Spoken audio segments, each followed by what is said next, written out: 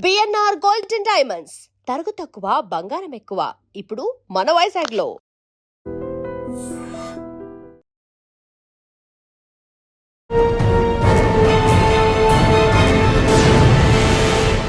Welcome to crime diaries. ఈ వారం మన గెస్ట్ 2004 బ్యాచ్ పోలీస్ ఆఫీసర్, పేరు ఏ మన్మోహన్ గారు, inspector cyber crime Cyberabad.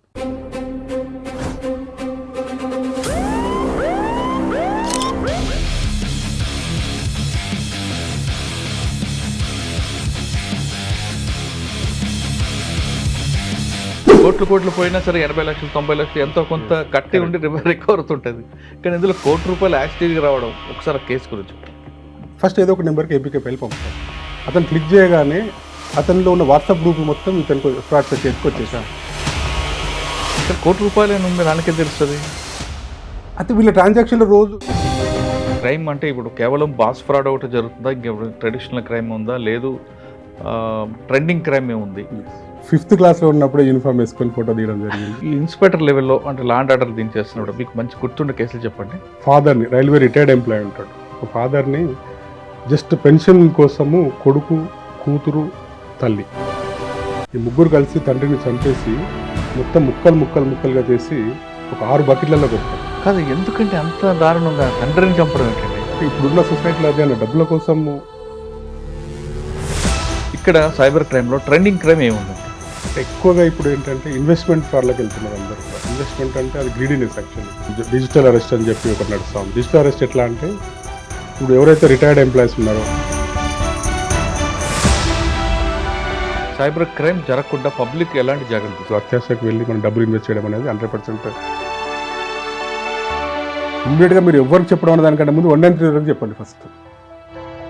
So ఆటోమేటిక్గా మన డేటా మొత్తం ఆ ఫ్రాడ్స్టర్ చేతిలోకి వెళ్ళిపోతుంది. ఈవెన్ మన కాంటాక్ట్స్, మన పబ్లిక్ మీరు చేసే అప్పీల్ ఏంటి? ఏమిటంటే సోషల్ మీడియాలో మనకు తెలియని వ్యక్తులతో మనం ఎప్పుడు కూడా మాట్లాడొద్దు. మనం తెలియని వాళ్ళకి మనం ఎప్పుడు కూడా మన ఓటీపీ షేర్ చేయొద్దు.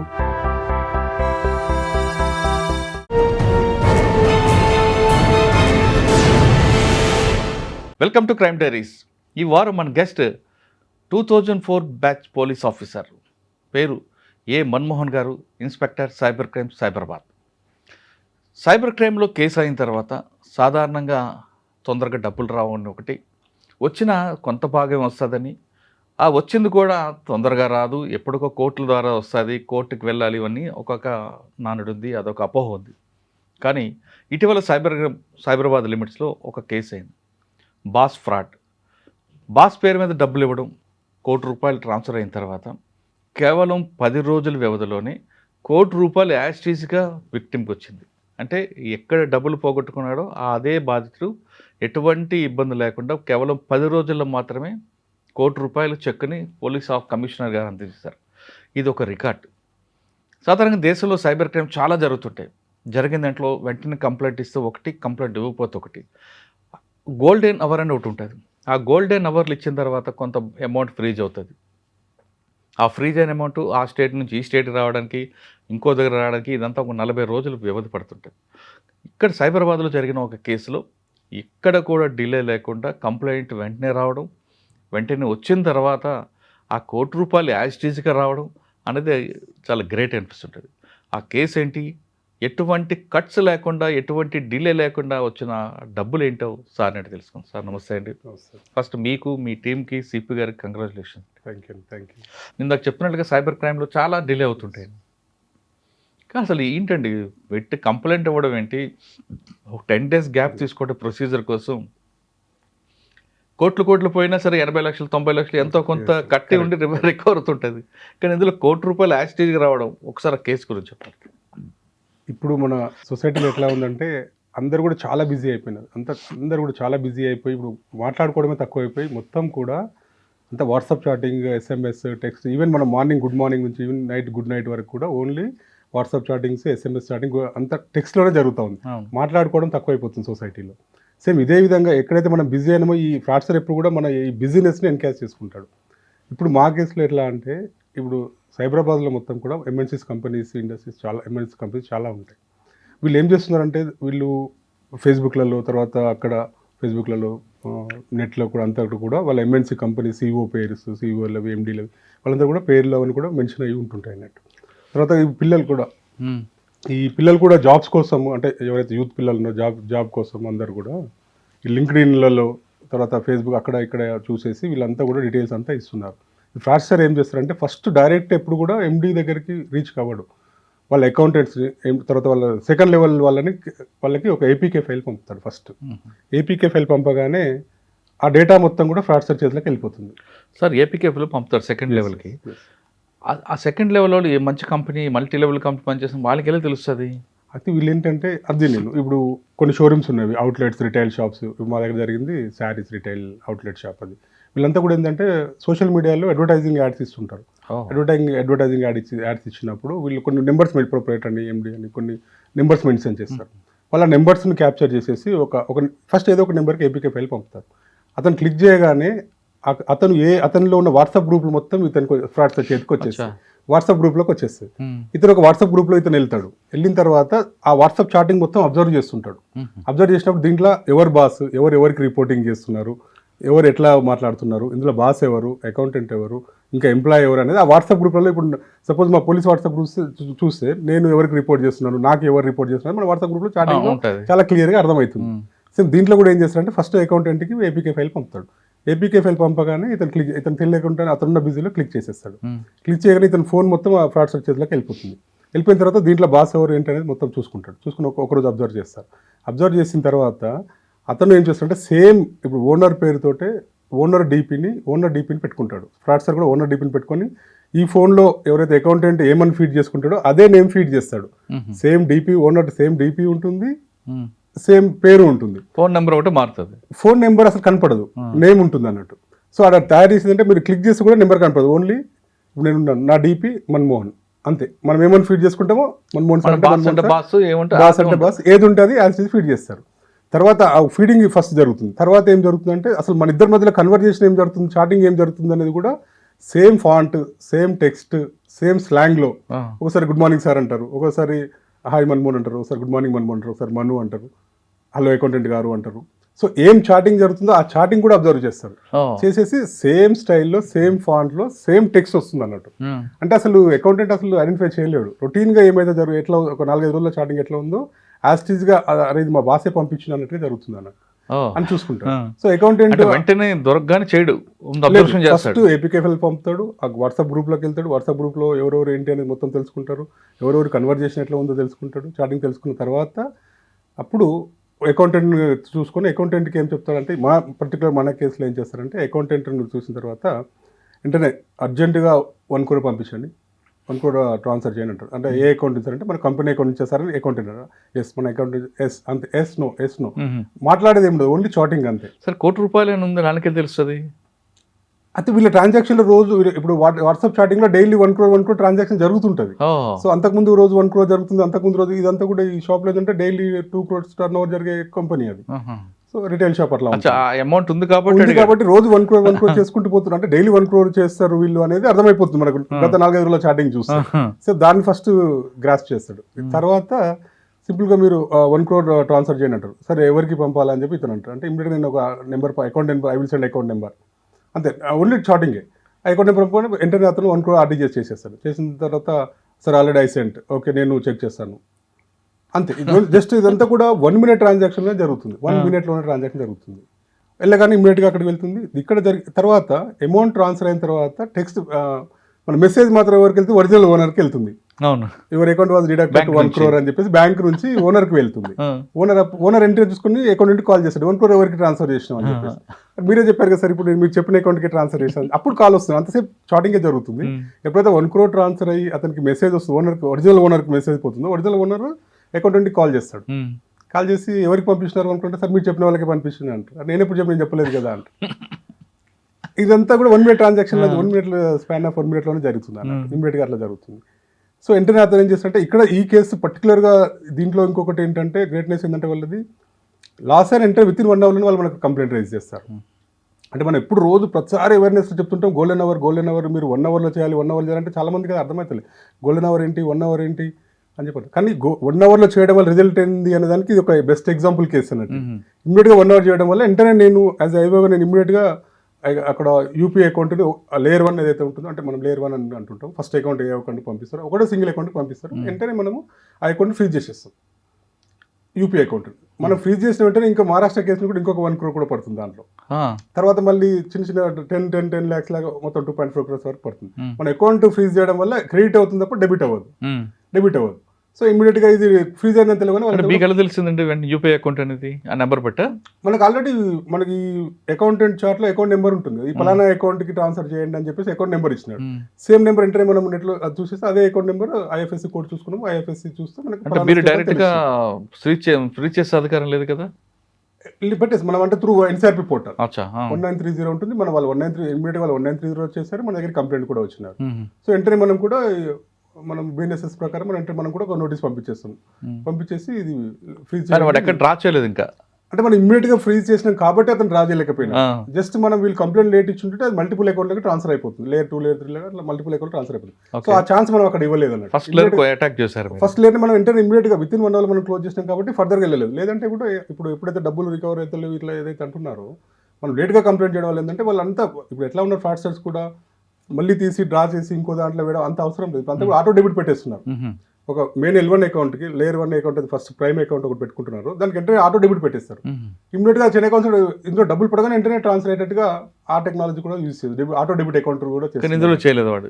దీంట్లో ఛాన్స్ కూడా ఇవ్వలేదు మనం. ఆటో డెబిట్ దీంట్లో లేదు. యాక్చువల్గా మనం ఛాన్స్ కూడా ఇవ్వలేదు. ఓకే, ఇమ్మీడియట్గా ఆ డబ్బులన్నీ కూడా క్లోజ్ అయిపోయినాయి. ఎక్కడుందండి ఇది వచ్చేసి యూపీ లక్నో టౌన్లో ఉందండి. లక్నో టౌన్లో ఉంది. వెంటనే మనం ఏం చేస్తాం, మన టీం ఎస్ఐ శ్రీనివాస్, మా టీం ప్రకాష్ వీళ్ళంతా ఒక టీం ఫామ్ చేసేసి ఇమ్మీడియట్గా లక్నోకి పంపించినాం. లక్నో పంపించిన తర్వాత ఆ అకౌంట్ హోల్డర్ ఎవరున్నారు, అకౌంట్ అడ్రస్ అన్ని పట్టి తెలుసుకుని అక్కడ local police BKT police station ఉంది. అక్కడ మనకు పోలీస్ కూడా కోఆపరేట్ చేసినారు. అంటే అంతకంటే ముందే మనం ఇమీడియట్గా ఫ్రీజ్ చేసి వెంటనే బ్యాంక్ స్టేట్మెంట్ తెప్పించుకున్నాం. బ్యాంక్ స్టేట్మెంట్ తెప్పించుకొని కోర్టు ఆర్డర్కి వెళ్ళినాం. దీంట్లో ఒకటి ఏంటంటే డబ్బులు రికవరీ అయ్యే దాంట్లో మన రోల్ ఎంత ఉంటుందో కోర్టు కూడా ఇమీడియట్గా అంతే రోల్ ఉంటుంది. ఎందుకంటే మేజిస్ట్రేట్ గారు మనకి ఇక్కడ కుకట్పల్లి మేజిస్ట్రేట్ ఉన్నారు, మన కన్సర్న్ మేజిస్ట్రేట్. కుకట్పల్లి మేజిస్ట్రేట్ గారు మనం వెళ్ళి పర్సనల్గా నేను మన విక్టిమ్ ఎవరైతే ఉన్నారో వెళ్ళి పర్సనల్ రిక్వెస్ట్ ఇట్లా 1 crore ఉన్నాయి మేడం, దీంట్లో ఇట్లా ఉందని చెప్తే మేడం కూడా వెంటనే రెస్పాండ్ అయ్యి మొత్తం మేడం కూడా డేటా అంతా చూసుకొని అంతా ఓకే ఉందని చెప్పి వెంటనే మనకు విత్ ఇన్ 1 day ఆర్డర్ ఇచ్చేసింది. రిఫండ్ కోసం. అంటే మనం డైరెక్ట్ రికవర్ చేయడానికి కూడా అకౌంట్ టు అకౌంట్ ట్రాన్స్ఫర్ మళ్ళీ త్రూ కోర్ట్ ఆర్డర్ ప్రకారం రిఫండ్ చేయాల్సి ఉంటుంది. సో అంటే మనం ఆర్డర్ తీసుకున్నాం 1 day, with in 1 day order తీసుకున్నాం దీంట్లో. అది కూడా గ్రేట్నెస్ అన్నట్టు. అంటే కోర్టు కూడా మనకు అంత కోఆపరేట్ చేస్తున్నాం. వెంటనే ఆ కోర్టు ఆర్డర్ తీసుకొని మన టీం అక్కడికి పంపించేసినాం, యూపీకి లక్నోకి పంపించేసినాం. అక్కడికి వెళ్ళిన తర్వాత అక్కడ ఏంటంటే మనం అడ్రస్ ఏదైతే అకౌంట్ హోల్డర్ అడ్రస్ ఉన్నదో అడ్రస్ వరకు మనం ట్రాక్ చేసుకుంటూ వెళ్ళినాము. అడ్రస్ లొకేట్ చేసిన తర్వాత అక్కడ మనకి కేసు అంటే ఏంటి, ఎట్లా ఏం జరిగిందనేది క్లియర్గా తెలుసుకుంటే ఏమవుతుందంటే, అక్కడ ఒక అతను దీపక్ కుమార్ అని ఒక అతను ఉంటాడు, 37 years ఉంటాడు. ఇప్పుడు ఆల్రెడీ దీపక్ కుమార్ అని అతను ఒక గత 1 year నుంచి ఒకటి ఆర్ఓ ప్లాంట్ ఇంట్లో రన్ చేస్తుంటాడు. వివేక్స్ పాని అని చెప్పి రాయల్ మోడా ప్రైవేట్ లిమిటెడ్ అనే పేరుతోటి ఒక రిజిస్టర్ చేసేసి మామూలుగా రన్ చేస్తుంటాడు. తర్వాత ఇతనికి ఆకాష్, అంజు అని చెప్పి ఒక ముగ్గురు ఫ్రెండ్స్ ఫామ్ అవుతారు. వీళ్ళు ఎంత కలిపి ఒక సైబర్ క్రైమ్ తో మనం ఈజీగా సంపాదించవచ్చు అనే ఉద్దేశంతో వీళ్ళు ఎట్లా ప్లాన్ చేస్తారంటే, చిన్న ఒక ఆర్ఓ వాటర్ ప్లాంట్ని పర్ యానం అంటే 600 crores కరెంట్ అకౌంట్ తీయాలి. ఫస్ట్ మనం బల్క్ అమౌంట్ ట్రాన్స్ఫర్ రావాలి అంటే కరెంట్ అకౌంట్ ఉండాలి. సో కరెంట్ అకౌంట్ కోసం వీళ్ళు ట్రాన్సాక్షన్ చేయడం కోసం ఏం చేస్తారంటే, అక్కడ బ్రాంచ్ మేనేజర్ కాకుండా బ్రాంచ్ ఫీల్డ్ ఆఫీసర్ ఉంటారు. ఫీల్డ్ ఆఫీసర్ అతని దగ్గర వీళ్ళు సబ్మిట్ చేస్తున్నప్పుడు మా ఆర్ఓ ప్లాంట్లో per annum 600 crores turn over జరుగుతుందని చూపిస్తారు. చిన్న ఆర్ఓ ప్లాంట్ ఒక 200 యాడ్స్ 50 యాడ్స్ ఉన్న వాటర్ ప్లాంట్ మీద per annum 600 crores turnover జరుగుతుందంటే almost per month 50 crores turnover జరిగేది. మరి ఇంత పెద్ద మాది ప్రాజెక్ట్ ఇది. సో మా కరెంట్ అకౌంట్ కావాలని చెప్పేసి ఒక ఫేక్ డాక్యుమెంట్ క్రియేట్ చేస్తారు. ఫేక్ డాక్యుమెంట్ క్రియేట్ చేసి వీళ్ళంతా కలిసి ఫీల్డ్ ఆఫీసర్ని మేనేజ్ చేసుకుంటారు. ఫీల్డ్ ఆఫీసర్ మేనేజ్ చేసి అక్కడ కరెంట్ అకౌంట్ ఓపెన్ చేస్తారు. ఏ బ్యాంక్ అంటే అక్కడ వచ్చేసి ఇండస్ ఇండ్ బ్యాంక్. ఇండస్ ఇండ్ బ్యాంక్లో ఒకటి ఓపెన్ చేస్తారు. ఓపెన్ చేసిన తర్వాత మనం ఇమీడియట్గా ఈ అకౌంట్ అంతా డబ్బులు అంతా ట్రాన్స్ఫర్ చేస్తారు. సో మనం అక్కడికి వెళ్ళినాం, వెంటనే బ్రాంచ్కి వెళ్ళినాము. అక్కడ బ్రాంచ్కి వెళ్ళేసి ఈ డీటెయిల్స్ అంతా తీసుకొని ఇమీడియట్గా మనం అతన్ని కస్టడీలో తీసుకోవడం జరిగింది, దీపక్ కుమార్ని. సో దీపక్ కుమార్ ఇంకా దాంట్లో ఆ ఫీల్డ్ ఆఫీసర్ తర్వాత బ్రాంచ్ ఫీల్డ్ ఆఫీసర్ అతను అబ్స్కాండ్ ఉన్నాడు. తర్వాత ఈ అంజు వీళ్ళు కూడా ఆకాష్ కూడా ఇద్దరు కూడా అబ్స్కాండింగ్ ఉన్నారు. అతను తీసుకొని మనం వెంటనే మళ్ళీ అక్కడ లోకల్ కోర్టులో, ఎందుకంటే వేరే స్టేట్ కాబట్టి అక్కడ లోకల్ కోర్టులో ప్రొడ్యూస్ చేసి అక్కడ ట్రాన్స్ఫర్ వారెంట్ తీసుకొని మళ్ళీ ఇక్కడికి రావడం జరిగింది. ఇక్కడికి వచ్చిన తర్వాత మళ్ళీ ఇక్కడ మన దగ్గర కోర్టులో రెగ్యులర్ కోర్టులో ప్రొడ్యూస్ చేస్తున్నాం. సో ఇదంతా కూడా అరెస్ట్ ప్రాసెస్. సో అమౌంట్ గురించి మనం ఏం చేస్తామంటే కోర్ట్ ఆర్డర్ తీసుకొని కోర్ట్ ఆర్డర్ మళ్ళీ బ్యాంకుకి మనం పంపిస్తాం. బ్యాంక్లో కూడా అక్కడ కూడా ఇండస్ బ్యాంక్ వాళ్ళు కూడా మనకి చాలా బాగా కోఆపరేట్ చేస్తున్నారు. వాళ్ళకు కూడా లీగల్ టీం ఉంటుంది అన్నట్టు. సో దీంట్లో మల్టిపుల్ కేసెస్, మన కేసు ఒకటి ఉంది, మహారాష్ట్ర కేసు ఒకటి ఉంది, 2 కేసెస్ ఉన్నాయి కాబట్టి వాళ్ళు కూడా లీగల్ టీం తీసుకొని ఆ లీగల్ టీం లీగల్ అడ్వైస్ వాళ్ళు లీగల్ టీం అంతా కూర్చొని మాట్లాడేసి మనకి సేమ్ మన కేసులో అయితే ఎంత అమౌంట్ పోయిందో ఆ మధ్యలో 2-3 డేస్ హాలిడేస్ ఉంటుంది. సో అట్లా మనము ఇమ్మీడియట్గా 1 crore కూడా మనం కంటిన్యూ, నేను తర్వాత మా డీసీపీ మేడం, మా ఏసీపీ సార్ వీళ్ళందరూ కూడా మనం కంటిన్యూ లీగల్ టీంతో కూడా మానిటర్ చేయడం జరిగింది. మా cyber crime DCP madam Pushpa గారు మేడం ఉన్నారు, Ravinder Reddy sir ACP sir ఉన్నారు, ఈ మేడం సార్ వీళ్ళంతా కూడా లీగల్ టీంతో పర్సనల్గా మాట్లాడడము. అంటే పెద్ద అమౌంట్ కాబట్టి విక్టిమ్కి ₹1 కోటి అంటే ఆల్మోస్ట్ ఒక ఫ్యామిలీస్ కొన్ని కొలాప్స్ అయిపోయే పరిస్థితి ఉంటుంది. సో ఇమ్మీడియట్గా అందరూ కూడా ఇన్వాల్వ్, ఆఫీసర్స్ అందరూ కూడా ఇన్వాల్వ్ అయినారు. ఇమ్మీడియట్గా మనం అవుట్ సైడ్ పాస్పోర్ట్ తీసుకున్నాము, మన సిపి సార్ ద్వారా అవుట్ సైడ్ పాస్పోర్ట్ తీసుకుని ఇమ్మీడియట్గా అక్కడ వెళ్ళినాము, అరెస్ట్ చేసుకున్నాము, ట్రాన్స్ఫర్ వారిని తీసుకొచ్చాము, ఇక్కడ కోర్టులో ప్రొడ్యూస్ చేసినాం. సో ఇది ఈ కేసులో జరిగింది. అంటే దీంట్లో మెయిన్ ఏంటంటే వాళ్ళు ఇమ్మీడియట్గా మనకు 0 hour అనేది ఇది మన గోల్డెన్ అవర్ ఏదైతే ఉందో గోల్డెన్ అవర్ కంప్లైంట్ చేయడం వల్లనే మనం ఇమ్మీడియట్గానే ఫ్రీజ్ చేయగలిగినాం. ఓకే, కొంచెం బిల్ అయితే మల్టిపుల్గా ట్రాన్స్ఫర్స్ అయ్యి సార్ మళ్ళీ ఆ బ్యాంక్ వెళ్ళింది, వెనక్కి మళ్ళీ బ్యాంక్ వచ్చింది డబ్బు సేమ్ కోర్ట్ ఆర్డర్ ప్రకారం సేమ్ మళ్ళీ ఇండస్ ఇండ్ బ్యాంక్ నుంచి మన విక్టిమ్ది ఇక్కడ కేవీబీ బ్యాంక్ ఉండే ఇమ్మీడియట్గా సేమ్ చెక్ ఎవరు ఇచ్చారు? అక్కడ సస్పెక్ట్ అకౌంట్ నుంచి మన విక్టిమ్ అకౌంట్లోకి వస్తుంది. వచ్చింది విక్టిమ్ అకౌంట్ నుంచి విక్టిమ్ బ్రాంచ్ నుంచి వాళ్ళు డ్రా చేసుకుంటారు. మీరు చెక్ అరెస్ట్ ఇవ్వడానికి Yes. పబ్లిసిటీ దీనికోసం, అంటే అవేర్నెస్ కోసం, అంటే మనం డబ్బులు రిటర్న్ మొత్తం తెప్పించినాం అని చెప్పి చూపించడం కోసము. అంటే కోటి రూపాయలు యాక్సెస్ వచ్చింది. యాజ్ 100% డిడక్ట్ అయింది కూడా, అంటే 100% మనం రిఫండ్ చేయాలని ఫస్ట్ కేసు అన్నట్టు. ఇది ఇమ్మీడియట్గా with in short period, with in span of 10 daysలోనే మనం సక్సెస్ఫుల్గా వేయగలిగినాం అన్నట్టు. అంతా కూడా ఏంటంటే మా CP sir guidance, DCP madam, ACP sir అందరూ గైడెన్స్ తోటి సాధారణంగా ఇటువంటి కేసుల్లో అంత రికవరీ అనేది ఇండియాలో ఫస్ట్ టైం, సెకండ్ అండి ఆల్మోస్ట్ మన దగ్గర సైబరాబాద్, మన తెలంగాణలో అయితే ఆల్మోస్ట్ ఇదే ఫస్ట్ కేసు అన్నట్టు. అంటే ఇమ్మీడియట్గా 100% రికవర్ అవ్వడం విత్ ఇన్ షార్ట్ పీరియడ్లో, 100% రికవర్ అవ్వడం, అందరూ ఎఫ్ఐఆర్ దొరకడం. ఇప్పుడు మన ప్రస్తుతానికి మెయిన్ దీపక్ కుమార్ దొరికి రిమాండ్ అయినాడు. ఇంకా కూడా మనం ఇంకా ముగ్గురిని రిమాండ్ చేయాలి. ఇంకా వాళ్ళకి ఈ లేయర్ 1 తో ఉందా, ఇంకా ముందుకు ఉందా, ఇంకెవరు కిన్ పిన్ ఎవరు ఉన్నారు? అంటే దీంట్లో ఇంకా కూడా ఆకాష్ అనే వ్యక్తి ఉన్నాడు. ఆకాష్ ఇంకా ఇద్దరు, ఆకాష్ తర్వాత అక్కడితో తీసుకొని వెళ్ళిపోవడం, లేదా ఇంకెవరైనా క్రిప్టో కరెన్సీ పంపిస్తుంటారా వీళ్ళు? ఇప్పటి వరకు అయితే మనకు ఇంకా మెయిన్ వాళ్ళు దొరకాల్సి ఉంది. దీంట్లో వీళ్ళు ఇమ్మీడియట్గా వేసి మల్టిపుల్ వేరే అకౌంట్ ట్రాన్స్ఫర్ చేసి డ్రా చేద్దాం అనేది వీళ్ళ ఉద్దేశం ఉంది. ఇది ఒకటే చేశారు, ఇంత దీంట్లో ఈ అకౌంట్ మీద మనకు ఆల్రెడీ మహారాష్ట్ర కేసు వచ్చేసింది. మేము ఫ్రీజ్ చేయగానే వెంటనే మహారాష్ట్ర అమౌంట్ కూడా 1 crore అందులోనే పడింది. సో ఆల్రెడీ మహారాష్ట్ర ఒక కేసు ఉంది. ఇంకా తర్వాత కూడా ఇంకా 10 lakhs పడింది. వీళ్ళు ఈ పెద్ద ప్రాజెక్ట్ అయితే లాస్ట్ జస్ట్ 2 months నుంచి స్టార్ట్ చేస్తున్నారు. ఇది అంతకుముందు చిన్నగా ఉండే, ఇప్పుడు ఈ బల్క్ అమౌంట్ ట్రాన్స్ఫర్ చేయడానికి అంతకుముందు క్రైమ్ రికార్డ్ ఉందా వీళ్ళకి? ఇప్పటికైతే క్రైమ్ రికార్డ్ ఏం రిపోర్ట్ అవ్వాలి, దీపక్ కుమార్ మీద రిపోర్ట్ అవ్వాలి. ఇంకా మెయిన్ వాళ్ళ మీద ఉండొచ్చు ఉంటుందని అనుకుంటాం. ఎందుకంటే వాళ్ళు మాస్టర్ ప్లాన్ చేసి ముగ్గురు కూర్చొని ప్లాన్ చేశారంటే ఇదంతా కూడా. మీరు గోల్డెన్ అవర్లో చెప్తున్నారు. మీరు డిపార్ట్మెంట్కి వచ్చినప్పుడు ఈ క్రైమ్ అంటే లేదు, సైబర్ క్రైమ్స్ లేదు. సైబర్ క్రైమ్స్ అంతా కూడా డిపార్ట్మెంట్లోకి వచ్చిన తర్వాత అప్పుడు traditional crime, white collar reference, ఇవి రకరకాలు ఉండేవి. తర్వాత ఇప్పుడు వచ్చింది. అప్పుడు ఒక క్రైమ్ జరిగినప్పుడు ఆ సీన్ చూడగానే చెప్పేసేవారు మీలాంటి వాళ్ళు, లేదా కొంతమంది సీనియర్ కానిస్టేబుల్ జరిగింది సార్, అక్కడ మీ రోల్ ఎక్కువ ఉండేది. కానీ ఇక్కడ ఇప్పుడు మారుతున్న క్రైమ్లో పబ్లిక్ ఎంత అలర్ట్గా ఉండాలి? క్రైమ్ అంటే ఇప్పుడు కేవలం బాస్ ఫ్రాడ్ ఒకటి జరుగుతుందా, ఇంకెప్పుడు ట్రెడిషనల్ క్రైమ్ ఉందా, లేదు ట్రెండింగ్ క్రైమ్ ఏముంది? ఈ ప్రశ్నకు సమాధానం చెప్పే ముందు 2004లో మన్మోహన్ సింగ్ గారు బై ఛాన్సా బై చాయిసా ఈ యూనిఫామ్ వేసుకోవడం? నేను యాక్చువల్గా 5th classలో ఉన్నప్పుడే యూనిఫామ్ వేసుకొని ఫోటో తీయడం జరిగింది.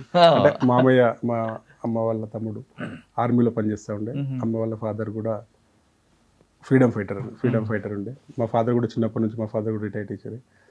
చిన్నప్పటి నుంచి మనం పోలీస్ కావాలని చెప్పి నాకు 5th classలో యూనిఫామ్ వేశారు. 5th classలో వేసి పెద్దనక నువ్వు పోలీస్ కావాలని చెప్పేసి 5th class చెప్పి సార్ రిటైర్డ్ పీఈటీ నాన్నగారా? ఫాదర్ నాకు ముందు నుంచి గైడ్ పోలీస్ కావాలని చెప్పేసి అమ్మ బాపు వీళ్ళందరూ కూడా, అంటే మేము బాపు వీళ్ళందరూ కూడా చిన్నప్పటి నన్ను ఎంకరేజ్ చేసినారు. సో నేను చిన్నప్పటి నుంచి కూడా పోలీస్ కావాలనే గోల్ తోటే వచ్చినాను. Just 21 years 14 days SI select అవ్వడం జరిగింది. 2004 బ్యాచ్, జస్ట్ డిగ్రీ అయిపోగానే 2004లో ఎస్ఐగా సెలెక్ట్ అయ్యింది. డిగ్రీ అవగానే కొట్టారా?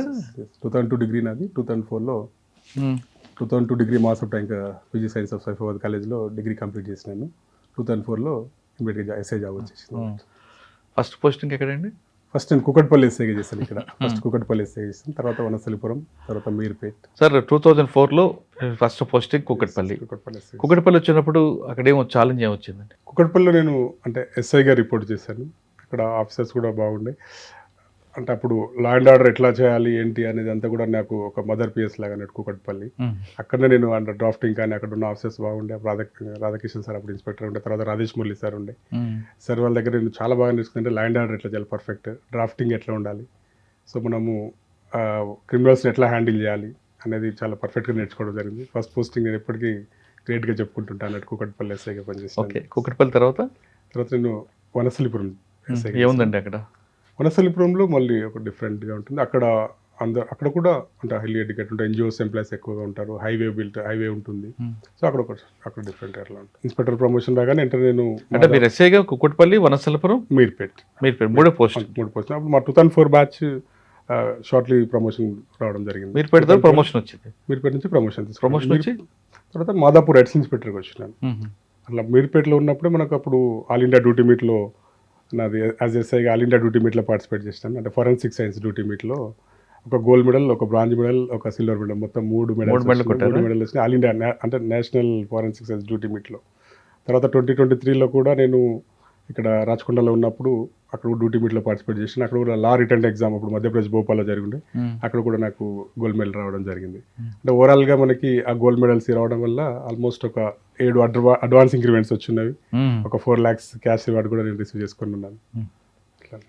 ఓకే, మీర్పేట తర్వాత మీరు మల్కాజ్గిరి, కుషాయిగూడ, మల్కాజ్గిరి ఇన్స్పెక్టర్గా చేశాను. అంటే మీర్పేట తర్వాత నేను మహేశ్వరం ఇన్స్పెక్టర్గా చేశాను. మహేశ్వరం తర్వాత మీర్పేట ఇన్స్పెక్టర్ చేశాను. అక్కడ నుంచి మల్కాజ్గిరి వెళ్ళాను. మల్కాజ్ నుంచి కుషాయిగూడ వెళ్ళాను. కుషాయిగూడ తర్వాత కొన్ని రోజులు అబ్దుల్లాపూర్ మీట్ చేసిన తర్వాత ఎలక్షన్ కోల్లో తర్వాత బయటకు రావడం జరిగింది. ఈ ఇన్స్పెక్టర్ లెవెల్లో అంటే లా అండ్ ఆర్డర్ దించేస్తున్నప్పుడు మీకు మంచి గుర్తుండే కేసులు చెప్పండి. మల్కాజ్గిరిలో ఉన్నప్పుడు మల్కాజ్గిరిలో ఒకటి అప్పుడు మౌలాలీలో ఫాదర్ని, రైల్వే రిటైర్డ్ ఎంప్లాయీ ఉంటాడు, ఒక ఫాదర్ని జస్ట్ పెన్షన్ కోసము కొడుకు, కూతురు, తల్లి అంటే అతని భార్య, అతని కొడుకు, అతని కూతురు ముగ్గురు కలిసి అతనికి దతురా సీడ్స్, దతురా పౌడర్ పెట్టేసి, అంటే అతను డబ్బులు ఇవ్వకపోయేసరికి ఇతను చంపేస్తే తండ్రిని మర్డర్ చేసేసి మిస్సింగ్ కేసు లాగా క్రియేట్ చేసి తర్వాత అన్డిటెక్టెడ్లో క్లోజ్ చేపిస్తే దొరకకపోతే తర్వాత పెన్షన్ స్కీమ్ మొత్తం మనకు వస్తుంది అని చెప్పేసి ఈ ముగ్గురు కలిసి ప్లాన్ చేసి, ఆ అమ్మాయి కూడా ఆర్గానిక్ కెమిస్ట్రీ స్టూడెంట్ ఉంటుంది.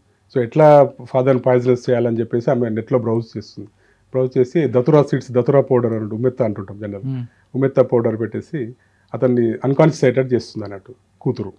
కూతురు అన్కాన్షియస్ చేసిన తర్వాత కొడుకు, తల్లి అంటే అతని భార్య కలిసి అతన్ని అది దతురా పౌడర్ అంతా కూడా చికెన్లో కలిపి పెడతారు, అతనికి తినేసి పడుకుంటాడు, అన్కాన్షియస్ అయిపోతాడు.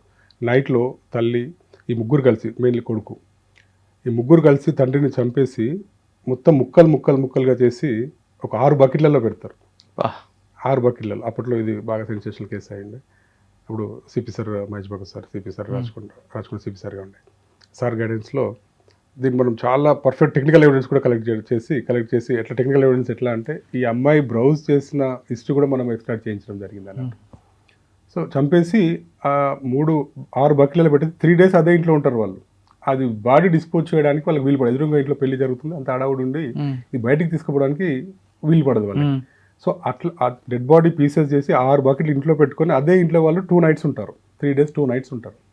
అంటే జస్ట్ స్ప్రేస్ కొట్టుకుంటా, ఫినాయిల్ వాడుతూ కడుకుంటా, స్ప్రేస్ కొట్టుకుంటా అదే ఇంట్లో లైవ్ ఉంటారు వాళ్ళు ముగ్గురు. తినుకుంటూ పడుకుంటూ అదే ఇంట్లో ఉంటారు. తర్వాత 3వ రోజు బాగా స్మెల్ వచ్చేసరికి పక్కన వాళ్ళు చూసి మనకు కాల్ చేయడం జరుగుతుంది. ఇప్పుడు పోలీసు పోయేసరికి వాళ్ళు అబ్స్కాండ్ అయిపోతారు. మనం ఆ కేసులో చాలా పర్ఫెక్ట్గా ఈమె ఉమ్మెత్త పూలు ఎక్కడి నుంచి వచ్చింది, ఎట్లా వచ్చింది, అదంతా కూడా డేటా కలెక్ట్ చేయడం జరిగింది. తర్వాత మళ్ళీ ఇతను 6 బకెట్లు ఒక చైనా బజార్లో కొంటాడు. ఆ బకెట్లో అతను అన్ని కూడా అక్కడ ఉన్న సీసీ ఫుటేజ్ తీసుకోవడం జరిగింది. ఒక ఆటోలో ట్రాన్స్పోర్ట్ చేస్తున్న మనం ఆటో డ్రైవర్ని ట్రేస్ చేసి ఆటో డ్రైవర్ స్టేట్మెంట్ కూడా రికార్డ్ చేయడం జరిగింది. ఇట్లా ఈ టెక్నికల్ ఇన్వెస్టిగేషన్ ఎక్కడ మిస్ కాకుండా ఆఫీసర్స్ ఇన్స్ట్రక్షన్ ప్రకారం మనంతా కూడా ఒక ప్లాన్ ఆఫ్ యాక్షన్ పేపర్గా రాసుకొని దీంట్లో మొత్తం పర్ఫెక్ట్ చార్జ్ షీట్ ఫైల్ చేస్తే అందులో కొడుక్కి కూతురు ఇద్దరు కూడా ఉరిశిక్ష పడింది. మల్కాజ్గిరి కోర్టులో ఫస్ట్ టైం ఇద్దరికి ఉరిశిక్ష పడింది. అయితే దాంట్లో తల్లి కూడా ఉరిశిక్ష, అంటే భార్య కూడా ముగ్గురికి ఉరిశిక్ష పడాల్సిన కేసు అది. అంటే ఏంటంటే ఆల్రెడీ ఆమె 65 years ఉంటుంది భార్య. సో ఏజ్ ఫ్యాక్టర్లో ఆమెకి లైఫ్ పనిష్మెంట్ ఇస్తారు.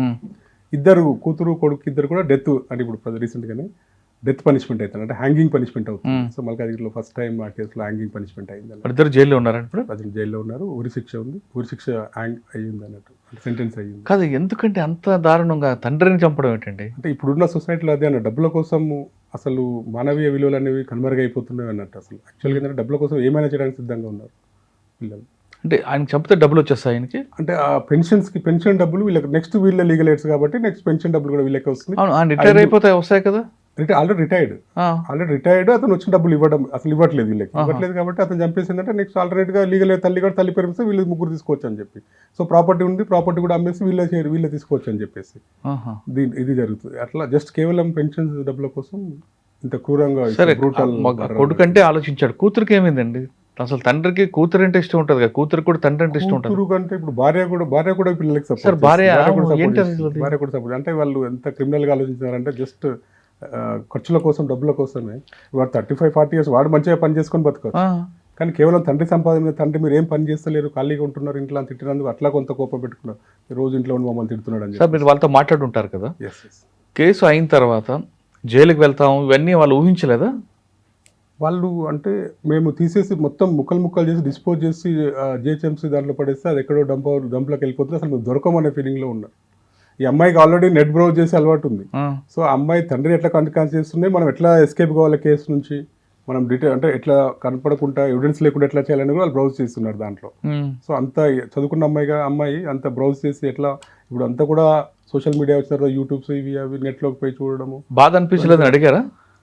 అనిపిస్తే మాకు బాగా ఇబ్బంది పెట్టాడు, అంటే బాగా ఇబ్బంది పెట్టినాడు మాకు. ఏమి అంటే డబ్బులు ఇవ్వకపోవడం వాళ్ళ ఇబ్బంది, అంతే, వేరే ఏమి ఇబ్బంది పెట్టారు. మీరు మాట్లాడినప్పుడు కూడా పశ్చాత్తాపం ఏం లేదు వాళ్ళకి. ఓకే, జస్ట్ వాళ్ళు ఏంటంటే మొత్తం కన్వర్ట్ చేసి మిస్సింగ్ కేసు పెట్టేసి చేద్దామనే ప్లాన్ లోనే అంత చిన్నదానికి అంత సింపుల్. హ్యాంగింగ్ వచ్చింది కదా జడ్జిమెంట్, అప్పుడే వాళ్ళ ఫీలింగ్స్ ఏమైనా? ఇప్పుడు తప్పు చేసినామని చెప్తున్నాడు. హ్యాంగింగ్ పనిష్మెంట్ పడిన తర్వాత మేము తప్పు చేసినాము, ఇట్లా అయితే అనుకోలేదు, తప్పు పొరపాటు చేసినాము, మా తండ్రి ఉండాల్సి ఉండే, మమ్మల్ని చూసుకుంటున్నారని చెప్పి ఇప్పుడు ఆలోచిస్తున్నారు. అదంతా అయిపోయిన తర్వాత శిక్ష పడిన తర్వాత జరుగుతుంది. సార్, ఇటువంటి కేసు చాలా చూస్తుంటారు కదా, అంటే ఈ సొసైటీకి ఏంటి సోషల్ మీడియా ఎఫెక్ట్ అనుకుంటారా, లేదా నెట్ ప్రభావమా? ఇప్పుడు దీంట్లో ముఖ్యంగా మీరు ఇందాక చెప్తున్నట్లుగా డబ్బుల కోసం అంటే మానవతా విలువలు అన్నీ మర్చిపోవడం ఒకటి. ఇంకొకటి ఏంటంటే ఇప్పుడు సొసైటీలో ఎట్లా ఉందంటే ఇంత చిన్నప్పటి నుంచి మన తల్లిదండ్రుల భయం ఉంటుండే. మనం స్కూల్లో చదువుతున్నప్పుడు ఫస్ట్ ఇంట్లో తల్లిదండ్రుల భయం ఉంటుండే, స్కూల్కి వెళ్ళే కానీ టీచర్స్ భయం ఉంటుండే. అక్కడ నుంచి పీటీ సార్ వస్తున్నాడు, మ్యాథ్స్ టీచర్ వస్తున్నాడు అంటే మనం సెట్ అయి కూర్చుంటాం. ఇంగ్లీష్ టీచర్ వస్తున్నాడు, తెలుగు టీచర్ అయినా సరే ఏ టీచర్ ఇట్లా టీచర్ అంటే భయం ఉంటుండే, గురువు అంటే భయం ఉంటుండే, గౌరవం ఉంటుండే, తల్లిదండ్రులు అంటే భయం ఉంటుండే, గౌరవం ఉంటుండే, పోలీస్ స్టేషన్ అంటే భయం ఉంటుండే. పోలీస్ స్టేషన్లో ఒక కానిస్టేబుల్ వచ్చినట్టే ఊరంతా కూడా అలర్ట్ అవుతుంది. పోలీస్ స్టేషన్ అంటే కూడా చట్టం అంటే కూడా భయం ఉంటుండే. ఇప్పుడు ఏమైపోయిందంటే ఇంకొకటి ఏంటంటే, అంటే మనం అబ్జర్వ్ చేసినప్పుడు ఆ కాలంకి ఇప్పటికి తేడా ఏంటంటే అప్పుడు అంతా కూడా ఉమ్మడి కుటుంబాలు ఉంటుండే.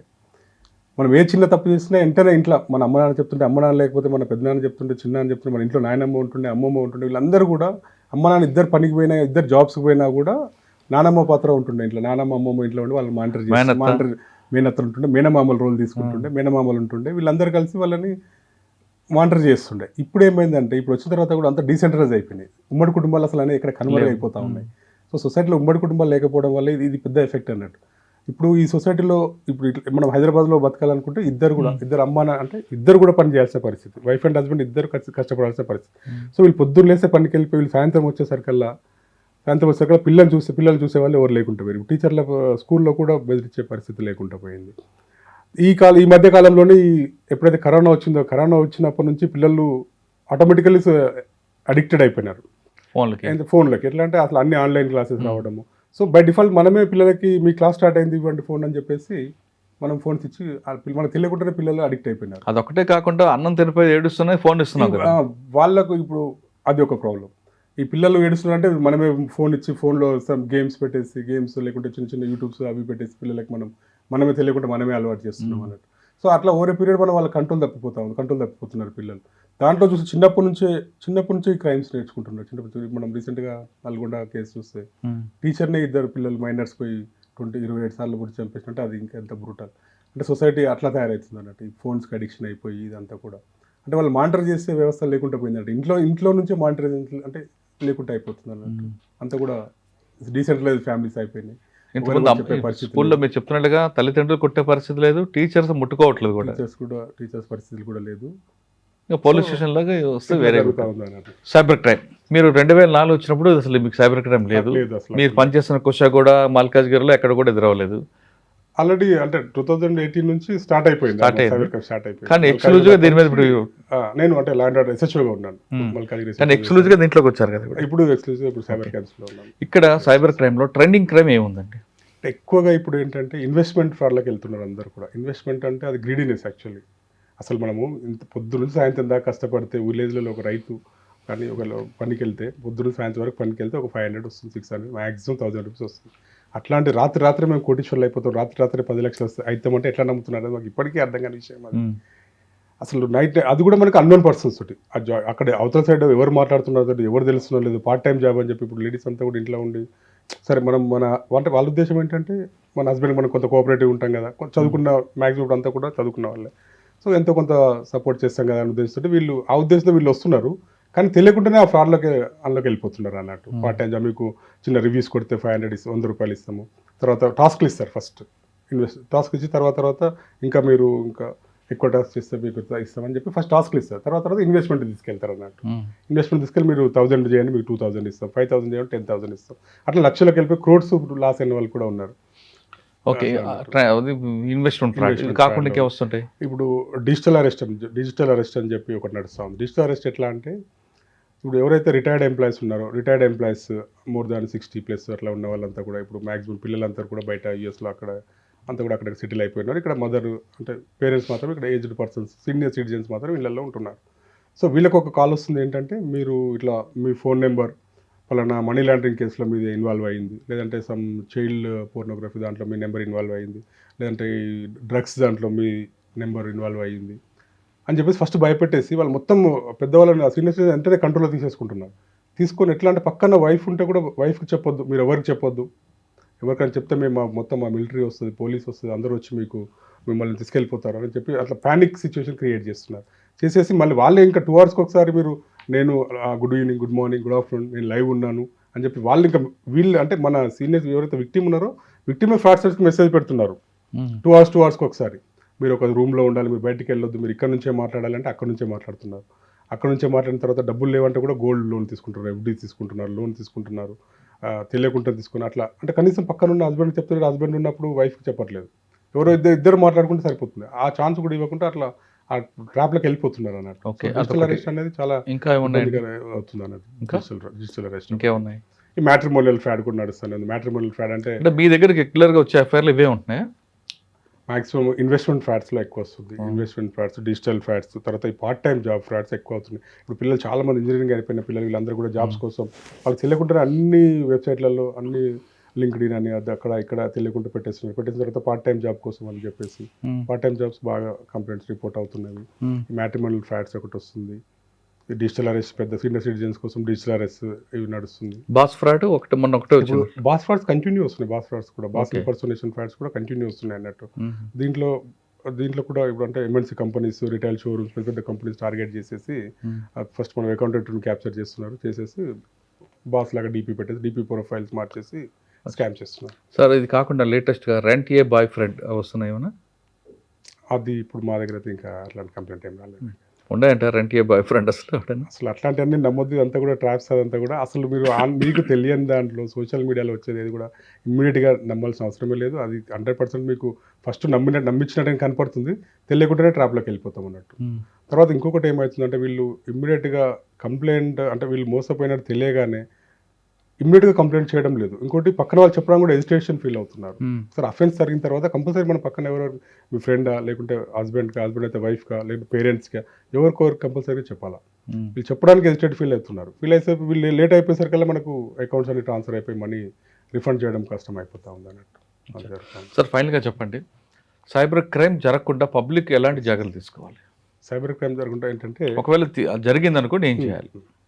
సైబర్ క్రైమ్ ఏంటంటే ఫస్ట్ ఇన్వెస్ట్మెంట్ దాంట్లో పోయినప్పుడు మనం వెంటనే గ్రీడీనెస్కి అసలు వెళ్ళొద్దు. అత్యాశకు వెళ్ళి మనం డబ్బులు ఇన్వెస్ట్ చేయడం అనేది 100% చేయొద్దు. మనం ఇంత కష్టపడుతున్నాం, మన నెల మొత్తం కష్టపడితే శాలరీస్ ఎట్లా వస్తుందో మనకు తెలుసు. అట్లాంటి ఓరేపు నైటే కరోడ్పతులు అవుతాం అనేది అబద్ధం. 80% నమ్మడానికి వీల్లేదు. ఇప్పుడు ఈ బాస్ స్కామ్ దీంట్లో బాస్ ఇంపర్సనేషన్ స్కామ్ దాంట్లో ఇట్లాంటి దాంట్లో బల్క్ అమౌంట్స్ ట్రాన్స్ఫర్ చేసినప్పుడు ఎట్లుండాలంటే ఇమ్మీడియట్గా మీరు అంటే చాటింగ్స్లో వస్తున్నప్పుడు వాడు ఏం పెడుతుంటే urgent transfer the amount urgent వస్తుందంటే మీరు 100% ఆలోచించాలి.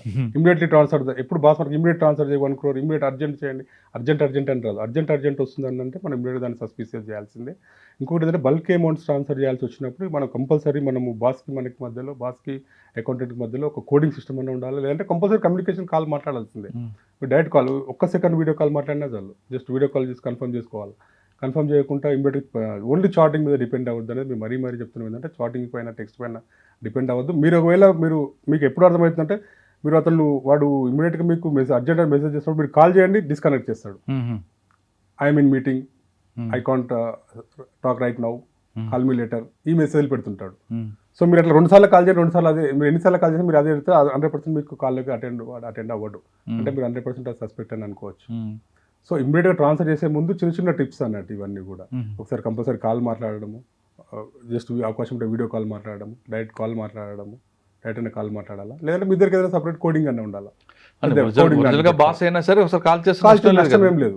1 crore పంపిస్తున్నప్పుడు ఒక్క క్షణం మాట్లాడడానికి నష్టం లేదు. ఏముంది, ఒక సెకండ్ మాట్లాడి పంపిస్తున్నాను ఓకేనా, జస్ట్ అంతే. లేదా మీ ఇద్దరికి ఏదైనా ఇద్దరికి సంబంధించిన కోడ్ పెట్టుకోండి అకౌంట్ ట్రాన్స్ఫర్ చేసుకున్నప్పుడు. అది అంతా పంపక ముందు చేయాలి, పంపక ముందే పంపినాక సార్ వచ్చిందా అని చెప్పి కాల్ చేస్తున్నారు ఇక్కడ, అట్లా వేస్ట్ కదండి. పంపక ముందు మన చిన్న టిప్స్ అంతే, జస్ట్ ఆ 2-3 టిప్స్ తోటి మనకు ఫ్రాడ్స్టర్ చేతిలో మోసపోకుంటుంటాం. ఓకే, ఒకవేళ జరిగింది అనుకోండి, ఇప్పుడు ఏం చేయాలి? 193 వెళ్ళాలా, లేదు అంత మంచి కార్యక్రమం చూసుకొని వాడిని చెప్పి వీడిని చెప్పి మీ దగ్గర రావాలా? అసలు ఎప్పుడైనా అంటే ఎనీ క్రైమ్, సైబర్ క్రైమ్స్లో ఎప్పుడు ఎనీ టైప్ ఆఫ్ ఎంఓ వచ్చినా కూడా, ఏది వచ్చినా కూడా ఇమ్మీడియట్గా మీరు ఎవరికి చెప్పడం అనే దానికంటే ముందు 193 వరకు చెప్పండి ఫస్ట్. నేను ఇంట్లో వాళ్ళకి చెప్పాలా, వీళ్ళకి చెప్పాలా, అదంతా సెకండరీ. మీకు ఇప్పుడు నాకు జరిగిందంటే నేను ఇమ్మీడియట్గా నా ఫాదర్కి చెప్పాలా, మదర్కి చెప్పాలా, ఎవరికి అవసరం లేదు. ఇమ్మీడియట్గా 193 వరకు చెప్పాలి మీరు అంతే. 193 చెప్పాలి, ఎన్సీఆర్బీ పోర్టల్లో మీరు అప్లోడ్ చేయాలి. అది ఫస్ట్ చేయాల్సింది. తర్వాత మీరు అందరికి చెప్పండి. అంతేగాని ఎక్కడ హెజిటేషన్ ఫీల్ అవ్వాల్సిన అవసరం లేదు. మోసపోయినా తెలియకుండా మోసపోయినా అయిపోయింది, దాని వాళ్ళు తెలియకుంటే మోసపోయింది. సో దాన్ని ఇంకా మీరు భయపడి ఇంకా వాళ్ళు ఇంకా డిప్రెషన్లోకి వెళ్ళిపోతున్నారు. మెయిన్ ఇది అంటే లోన్ యాప్స్ వస్తున్నాయి. లోన్ యాప్స్లో పిల్లలు అన్ఎంప్లాయ్స్ పిల్లలు 3,000 4,000 తోటి ఫస్ట్ లోన్ తీసుకుంటున్నారు. తర్వాత వాడు ఇప్పుడు సపోజ్ మనం ఒక 50,000 లోన్ తీసుకుంటే వాడు మనకి ఇస్తున్నప్పుడు 39,000 ఇస్తాడు, 11,000 కట్ చేసుకుంటారు. కడుతున్నప్పుడు మాత్రం వాళ్ళు 65,000 కట్టమంటారు.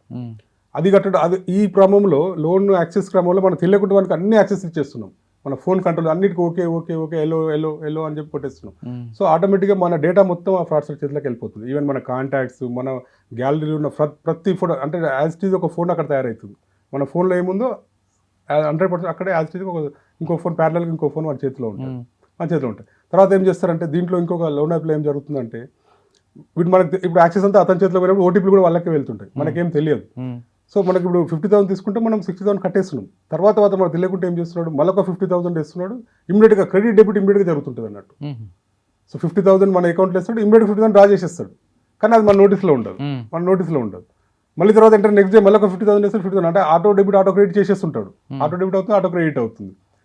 మనకు తెలియదు. వాడు మళ్ళీ కాల్ చేసి నేను 50,000 తీసుకున్నా కదా పే చేయండి అంటే, నేను ఎప్పుడు తీసుకున్నా అని చెప్తే మీరు స్టేట్మెంట్ చూడండి అంటే, మన స్టేట్మెంట్లో మనకు వచ్చినట్టుగా ఉంటుంది, అంటే క్రెడిట్ అవుతుంది, డెబిట్ అవుతుంది, కానీ అది మన నాలెడ్జే ఉండదు. లేదు మీరు ఇప్పుడు ఇవ్వకపోతే మీ ఫొటోస్ నా దగ్గర ఉన్నాయి, మీ ఫొటోస్ మొత్తం ఉన్నాయి, నీ కంపెనీ డీటెయిల్స్ మొత్తం నా దగ్గర ఉన్నాయి, మీ కంపెనీకి నేను మెయిల్ పెడతాను, మీ ఫొటోస్ నీ ఫ్రెండ్స్కి పంపిస్తాను, నీ అందరి నెంబర్లు పేర్లను వాడు అనౌన్స్ చేస్తుంటాడు. సో ఈ అమ్మాయిలు అబ్బాయిలు వీళ్ళు ఎవరైతే తీసుకున్నారో వీళ్ళు ప్యానిక్ అయిపోయి ఒక లోన్ తీసుకోవడం కోసం వాడు మన దగ్గర డబ్బులు లేవని చెప్తే వాడు మాకు తెలిసిన వేరే లోన్ యాప్స్ ఉన్నాయి, మీరు అందరి నుంచి తీసుకోండి అని వేరే లోన్ యాప్స్ కూడా వాడే ఇంట్రొడ్యూస్ చేస్తాడు.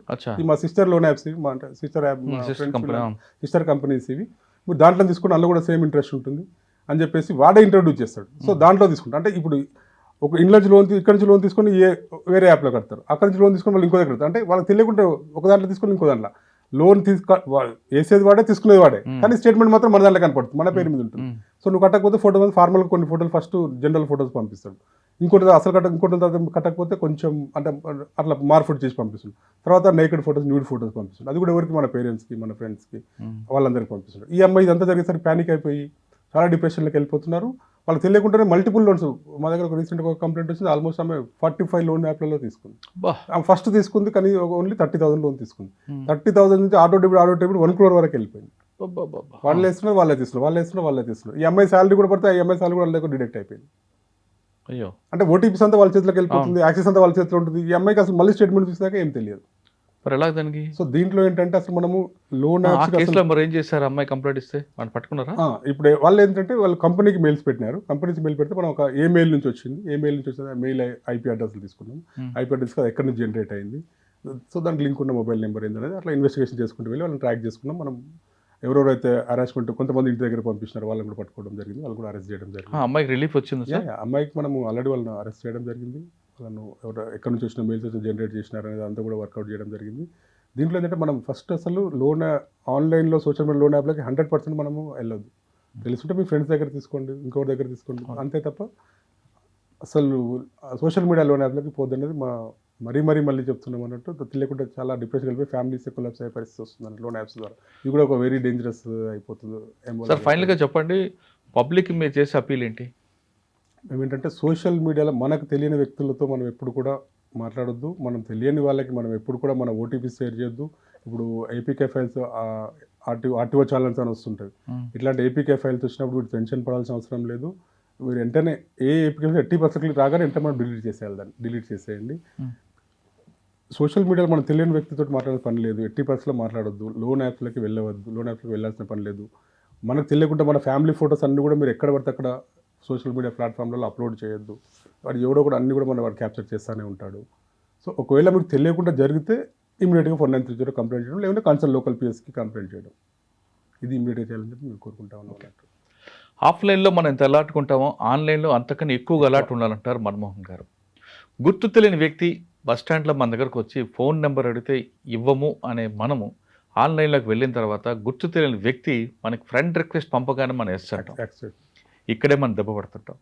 ఆఫ్లైన్లో ఎంత చక్కగా ఉంటామో ఏటీఎంలో డబ్బులు డ్రా చేసేటప్పుడు ఆ డబ్బులు డ్రా చేసిన తర్వాత కూడా లెక్క పెడతాం. కానీ ఆన్లైన్లో గుర్తు తెలియని వ్యక్తి మనకి డబ్బులు కాగానే మనం వెంటనే ఫ్రెండ్ రిక్వెస్ట్ కానీ డబ్బులు కూడా పంపిస్తుంటాం. ఇదే మనం చేస్తాను పొరపాటు అంటున్నారు మన్మోహన్ గారు. భయపడకుండా ఆఫ్లైన్లో ఎంత అలర్ట్ ఉంటారో ఆన్లైన్ అంతకన్నా అలర్ట్ ఉండండి. ఆన్లైన్లో మోసపోతే వెంటనే మీరు ఎవరితో సంపర్కించిపోయినా పర్వాలేదు, కానీ 1930 మాత్రం ఖచ్చితంగా ఫస్ట్ చెప్పండి. అక్కడి నుంచే మనకి గోల్డెన్ అవర్ స్టార్ట్ అవుతుంది. లేదు కదా మనం తర్వాత చెప్తాం, పక్కింటి వాళ్ళకి మాట్లాడతాం, నాన్నకి చెప్తాం అని అనుకుంటే టైం ఎంత మీరు వేస్ట్ చేస్తారో అంత మీకు నష్టం జరుగుతుందని మన్మోహన్ గారు చెప్తున్నారు. అసలు అవన్నీ లేకుండా సింపుల్గా చేయాలంటే ఆన్లైన్లో కేర్ఫుల్గా ఉండండి అంటున్నారు మన్మోహన్ గారు. గుర్తు తెలియని వ్యక్తులు పంపిన మెసేజ్లు కానీ లింక్స్ కానీ క్లిక్ చేయకపోతే మీరు హ్యాపీగా ఉంటారనేది మన్మోహన్ గారు చెప్తున్నారు. ఇది ఈ వారం సైబర్ అలర్ట్పై మన్మోహన్ గారితో ఎక్స్ప్లెయిన్ చేయండి. వచ్చే వారం మరో విషయంలో మళ్ళీ కలుద్దాం. నమస్తే, థ్యాంక్ యూ అండి, థ్యాంక్ యూ వెరీ మచ్.